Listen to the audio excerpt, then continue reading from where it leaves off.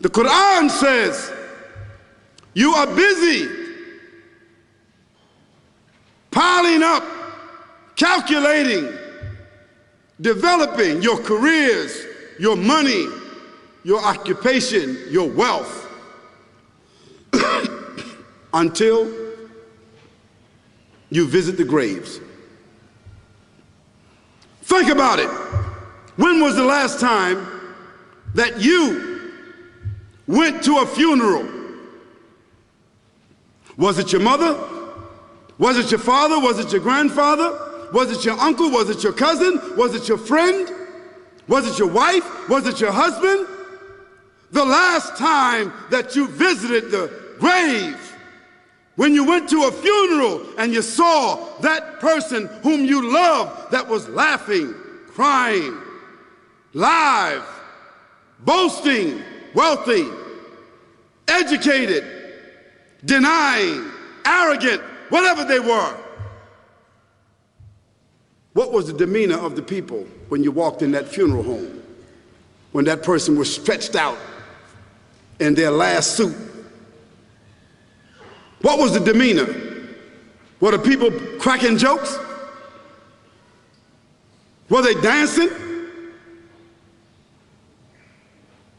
Were they clapping and singing songs? No. Silence. Melancholy. Trauma. Why? Because every person that walked in that room, seeing that person stretched out, the first thing they thought about was not the person. The first thing they thought about was that one day, this will be me. So Allah said, Alhaakumut takathur. All of us, all of you are engaged in running your mouths, doing your business, multiplying, buying houses, cars, business, whatever you're doing. And when you're told about God, religion, life, morality, you're saying, look, I ain't got no time for that. I got no time for that. I don't want to hear that. I don't even believe in God. Matter of fact, I don't even know if I'm going to die, and if I do, maybe I'm coming back again.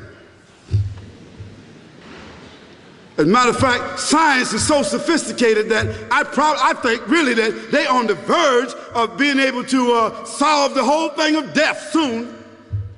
We ain't got to die. If we got enough money, we don't even have to die. See how arrogant people can be until they visit the funeral house.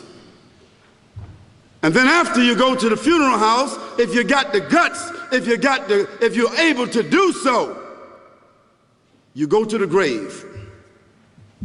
And now this is another scenario. And you say to yourself, is that it? I mean, 50, 60 years, scraping, struggling, scheming, lying, stealing, fornicating, jumping up and down, begging, working, and this is the end of it? I mean, is this what's going to happen to me? Are they going to be dropping me into a hole in the ground? A hole in the ground, the same hole that a cat digs after it defecates. Just a little deeper.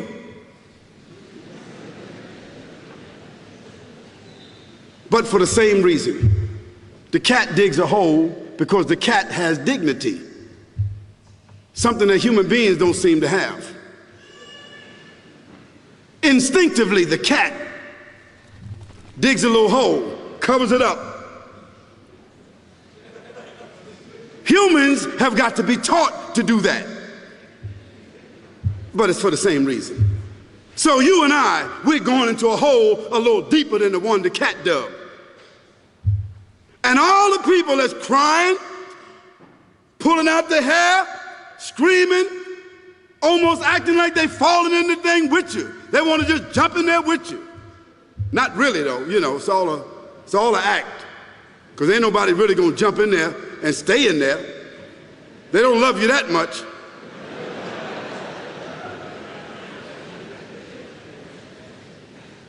And then after all the shoveling get done, and they fill it up, and the box, you can't even see the box no more, the coffin that cost $5,000. I don't know what did they burn somebody the $5,000 coffin for? I mean, if I was the funeral director, after they left, I would dig them back up and put them in another box and take that box back.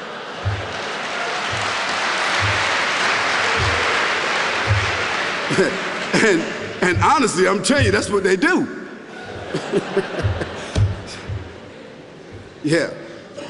So after all the money and all the drama, and they dig that hole and put you in there and cover you up, and everybody goes back to the place, go back to mama's house or daddy's house or whoever's house, and we cook some chicken or whatever it is, and we do a little dancing and drink some scotch and forget all about that person, and then we want the lawyer to come now and talk about, divvying up the spoils. So if that woman who died had a husband, somebody else is gonna marry him, you know that. And that man who died, that woman, in about 6 months or a year of grieving or whatever it is, she gonna come to understand that she needs somebody else to be with, so she gonna marry somebody. So that means if his suits are still in the closet and he can fit them, who gonna wear them?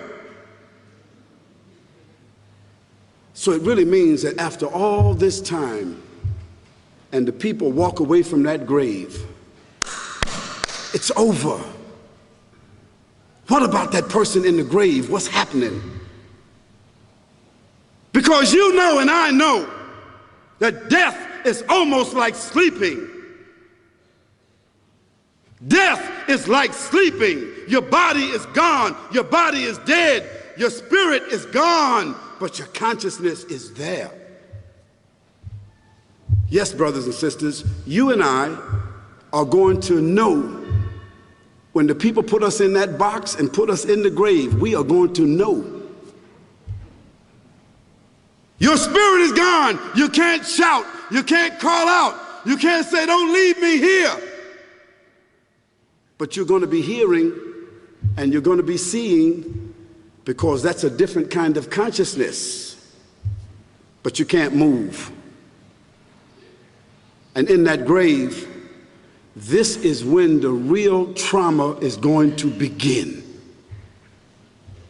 Because there's a reason for humans to go inside the grave. If the Creator wanted to, he could have caused us to live and then disappear into the atmosphere. But he didn't. He caused us to go into another womb called the tomb. You started out in the womb of your mother, and you wind up in the womb of the earth called the tomb. From the womb to the tomb. This is the whole trip. And this is what you have to think about. That grave is going to be a place of drama and trauma. A place where you're going to be questioned before you're resurrected. And brothers and sisters, do you think that human beings that have the ability to take a piece of earth, dig it up, irrigate it, put down seeds, plant corn, whatever the case might be. The corn comes up, they harvest the corn. Then after that, what happens? They cut it down, dig it up again, put new seeds in there, and what happens after that? Comes back up again. What happens in the winter? All the leaves fall off the trees and the earth goes dead. And what happens in the springtime? The water comes, generates the earth again, germinates all over again, new grass, new leaves, new flowers, new fruits. So Allah says, and a sign for them is the dead earth. After that, we give it life. And then you eat the fruits from that.